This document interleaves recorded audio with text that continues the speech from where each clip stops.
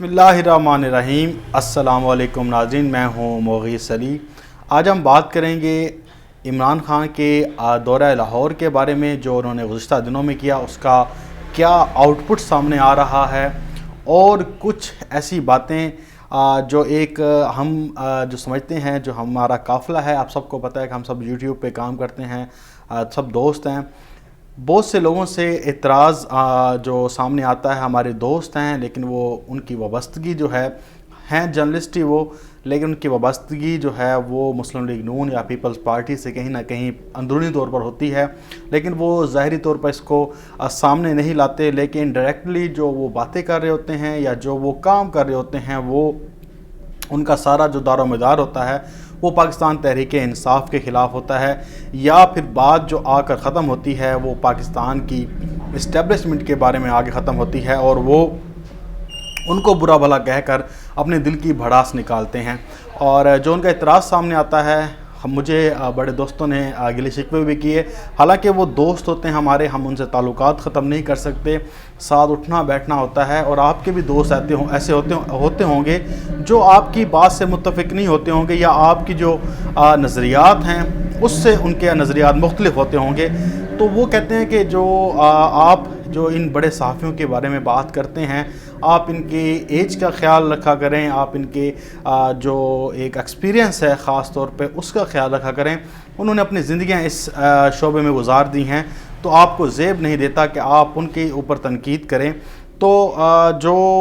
یہ بات ان کی، اب دیکھیں، یہ ہم انہیں جو کہتے ہیں، میں انہیں اکثر یہ کہتا ہوں کہ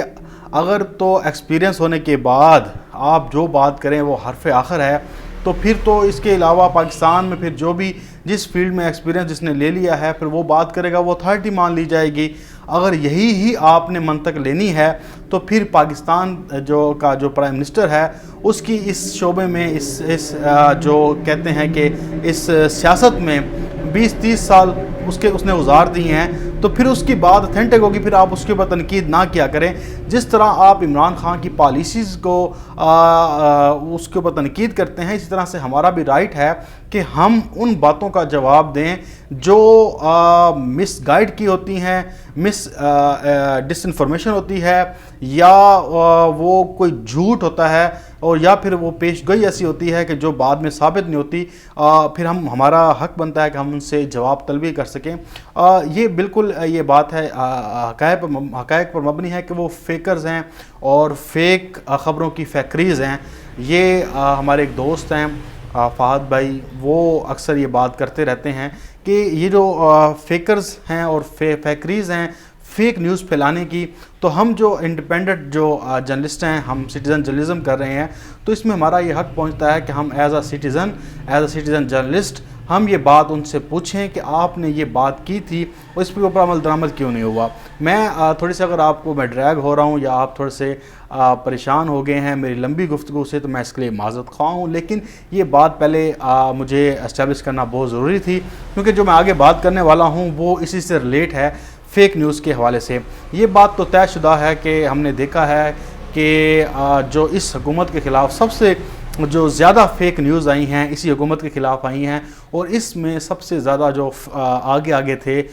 جنہوں نے اس فیک نیوز میں جو حصہ ڈالا ہے، وہ پاکستان کے نامور جرنلسٹ ہی تھے، اور ان کی ایج بھی زیادہ ہے، ان کا ایکسپیرینس بھی زیادہ ہے۔ اب ہم بات کر لیتے ہیں عثمان بزدار کی۔ عثمان بزدار کا معاملہ یوں ختم نہیں ہوا، اور نہ ہی ختم ہونا چاہیے، کیونکہ دیکھیں یہ آپ کو 1 مہینے بعد پھر دوبارہ سے اسی چیزوں کا سامنا کرنا پڑے گا، لیکن سامنا تو کرنا پڑے گا۔ جو سمجھدار ہیں وہ سمجھ رہے تھے کہ عثمان بزدار کی تبدیلی نہیں ہو رہی، لیکن ہم بھی یہ بات کر چکے تھے، اور میں نے 1-2 آپ نے پیچھے ویڈیو دیکھی ہوں گی عمر انعام کے ساتھ بھی کی، خود بھی کی، کہ عثمان بزدار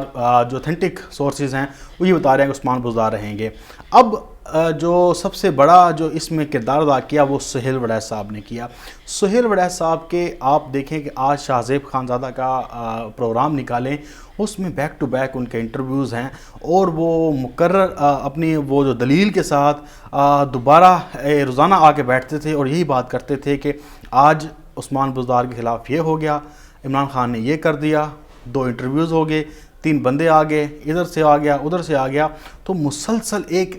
ان کو بٹھا کر ایک ایسی گفتگو کی جا رہی تھی کہ یہ اتھارٹی ہیں اور ان کے اوپر روزانہ کی بنیاد پہ تجزیہ لیا جا رہا تھا کہ اب یہ گیم بہت قریب پہنچ گئی ہے۔ اب دیکھیں کہ ایک اتنے بڑے جرنلسٹ کو ایک ایسے پینل پہ بٹھا کر، ایک ایسی جگہ پہ بٹھا کر روزانہ کی بنیاد پر تجزیہ کیا جا رہا ہے، اس کے بعد وہ تجزیہ غلط ثابت ہوتا ہے اور یہ بات سامنے آتی ہے کہ عمران خان صاحب تو انہیں نکال ہی رہے، نہ ہی کوئی ایسا انٹرویو ہوا ہے، نہ ہی کوئی انٹرویوز ہو رہے، نہ ہی انہیں تبدیلی کی ان کے بارے میں سوچا جا رہا ہے۔ اب بات پھر کی گئی، حامد میر صاحب نے بھی بات کی کئی جگہوں پر کہ چودھری برادران جو ہیں وہ عثمان بزدار کے ساتھ نہیں ہے، لیکن ہم نے دیکھا کہ عثمان بزدار کے پیچھے چودھری برادران بھی کھڑے، ان کے ساتھ ان کے تعلقات ہیں،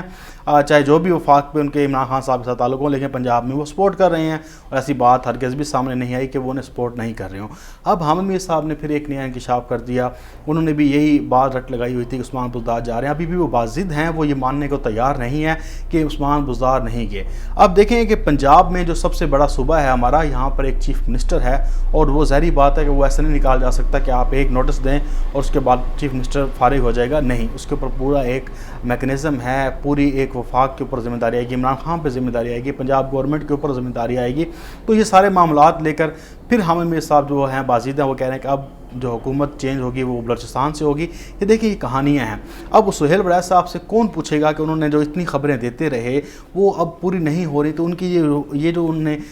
جو جھوٹی خبریں پھیلائی ہیں اس کا کوئی سد باب بھی ہے؟ کیا ہم یہ سوال نہیں کر سکتے ایز اے سٹیزن جرنلسٹ؟ کیا ہم ان سے یہ نہیں پوچھ سکتے کہ آپ کو ایک چینل کی مین سٹریم میڈیا کے ایک بڑی سلاٹ کے اوپر بٹھایا جاتا ہے، آپ کو پرائم ٹائم شو دیا جاتا ہے، وہاں پر آپ آ کر اپنا ایک نریٹو دیتے ہیں اور وہ پھر جھوٹ ثابت ہوتا ہے، پھر کیا آپ قوم سے معافی مانگیں گے؟ لیکن ایسا نہیں ہوتا۔ حامد میر صاحب بھی یہی چیز باضد ہیں اور وہ کہہ رہے ہیں کہ ابھی بھی نام ہے اور چینج ہونے والے ہیں، یہ ہونے والا وہ ہونے والا، لیکن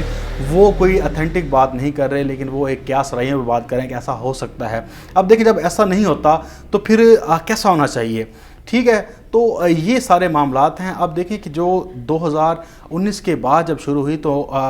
جو ایک ہم نے محتاط اندازہ لگایا اور ایک جو ریسرچ بیسڈ کمپنی تھی، میں نے اس سے بھی جب یہ چیز ان سے پوچھی تو کیونکہ وہ ڈیجیٹل چیزوں کو دیکھتے ہیں، ہم بھی ڈیجیٹل میڈیا پہ کام کرتے ہیں یوٹیوب پہ، تو وہ بھی سوشل میڈیا کو دیکھتے ہیں، تو انہوں نے بتایا کہ 99% جو ٹاک شوز ہوئے ہیں اس کے اندر 99% جو ہے وہ ایسی بات کہی گئی ہے کہ جو بات میں سچ ثابت نہیں ہوئی۔ انہوں نے کہا کہ جو ہم نے انالائز کیا ہے وہ یہ کیا ہے کہ جو پاکستان تحریک انصاف کا موقف بندہ دیر ہوتا تھا وہ تو کسی حد تک جو ہے وہ ایک حکومت کا نمائندگی کر رہے ہوتے تھے، کیونکہ وہ بات کو تو ظاہری بات نہ پیش کوئی کر سکتے تھے، نہ کوئی ایسی کر سکتے تھے، لیکن جو مخالفین میں جو اینکر بیٹھا تھا یا جو پینل بیٹھا تھا وہاں پر بھی لوگ جو بیٹھے تھے وہ جھوٹ پھیلاتے رہے اور وہ جھوٹی باتیں کرتے رہے اور بعد میں وہ سچ ثابت نہیں ہوئی اور جھوٹی طور پر ڈیفینڈ کرتے رہے۔ اس کا تو جو عملی مظاہرہ ہے وہ حامد میر صاحب نے اپنے پروگرام میں بھی کیا۔ انہوں نے کہا کہ میں پیپل پارٹی کو ہم سپورٹ کرتے رہے، ہم نے ان کو کوریج دی کرونا کے دنوں میں۔ یہ ساری چیزیں ہونے کے بعد اگر ہم ان سے سوالات نہ کریں تو میرا نہیں خیال کہ پھر یہ بات جائز رہے گی۔ اس لیے ہمارا یہ حق پہنچتا ہے کہ ہم ایز اے سٹیزن جرنلسٹ ان سے یہ سوال کرتے رہیں کہ کیا آپ کو کیا جو عوام کو آپ بتا رہے ہیں کیا یہ صحیح بتا رہے ہیں؟ اگر آپ جھوٹ بول رہے ہیں تو وہ جھوٹ کس بنیاد پہ بول رہے ہیں؟ اب ایک یہاں پر سب سے بڑا جو المیہ ہے، سب سے بڑا المیہ آپ کو میں دوبارہ اس چیز پہ اسٹریس کر کے زور دے کے بات کر رہا ہوں، کیونکہ دیکھیں کہ حکومت کو چاہیے کہ اس کے اوپر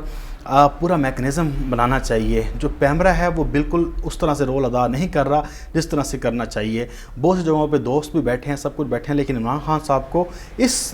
کم سے کم اس چیز پہ تو نوٹس لینا چاہیے کہ جو ان کی حکومت کے خلاف فیک نیوز پھیلائی جا رہی ہیں۔ آپ دیکھیں سلیم صافی صاحب نے کتنی پیش گوئیاں کی، کیا وہ سچ ثابت ہوئی ہیں؟ اب سلیم صافی، حامد میر، سہیل وڑیچ صاحب، ان سب کی اگر باتوں کو آپ ایک چیز نکالیں تو پھر آپ کو یہی نظر آتا ہے کہ یہ حکومت کے خلاف ایک پروپیگنڈا کر رہے ہوتے ہیں، جھوٹ بول رہے ہوتے ہیں۔ میں پاکستان تحریک انصاف کی یہاں پہ سپورٹ ہی نہیں کرتا، میں ایک انڈیپینڈنٹ جرنلسٹ، ایک انڈیپینڈنٹ صحافی، ایک انڈیپینڈنٹ سٹیزن، میں ان سے صرف یہ سوال پوچھتا ہوں کہ آپ ایک جرنلسٹ ہیں، آپ نے لوگوں کو ایک بتایا کہ یہ ہونے والا ہے، آپ نے لوگوں کو مس گائیڈ کیا، اس کے اوپر آپ کی کیا سزا ہے؟ یا تو یہ حکومت کو چاہیے کہ اس کے اوپر اگر آپ کچھ نہیں کر سکتے تو پھر آ کر آپ کھلے عام تسلیم کر لیں کہ بھائی ہمارے میں اتنی ہمت نہیں ہے، ہم ان کو نہیں روک سکتے۔ تو یہ جو فیک نیوز جو پھیلا رہے ہیں، جھوٹ پھیلا رہے ہیں، اس کے اوپر کوئی نہ کوئی میکنزم تو ہونا چاہیے، کچھ نہ کچھ تو ہونا چاہیے۔ ہاں جو ہے دیکھیں انڈیپینڈنٹ جو لوگ ہیں وہ اپنا موقف دے دیتے ہیں، وہ آ کر ٹویٹر پر سوشل میڈیا پر اپنا ایک اپنی تئیں جدوجہد کرتے ہیں، لیکن حکومت کو بھی چاہیے کہ اب اس عثمان بزدار کی جو ساری جو خبریں چلتی رہی ہیں اس کو اکٹھا کر کے ان سے جواب طلب کر لیا جائے، ان سے پوچھ لیا جائے کہ بھائی آپ نے کیا کیا ہے۔ اب دیکھیں کہ لوگ جو ہے وہ جو ہمارے جرنیل ہیں، وہ جو ہمارے جو سیاستدان ہیں اور ہیں، ان کے اثاثے سامنے آئے تو شور مچا دیا گیا۔ تو کیا پھر ان صحافیوں کو اس چیز کا جواب نہیں دینا چاہیے؟ کیا یہ مورلی کرپشن نہیں ہے؟ کیا یہ انٹلیکچوئل کرپشن نہیں ہے کہ آپ نے لوگوں کے ساتھ جھوٹ بول کر لوگوں کی رائے کو مولڈ کیا؟ اس کا بھی جواب دینا چاہیے اور اپنی جائیدادوں کا بھی جواب دینا چاہیے، کیونکہ عوام آپ سے بھی جواب طلب کر سکتی ہے اور کر رہی ہے۔ مجھے دیں اجازت، انشاءاللہ پھر آپ سے ایک نئی ویڈیو میں ملاقات ہوگی۔ اللہ حافظ۔ پاکستان زندہ باد۔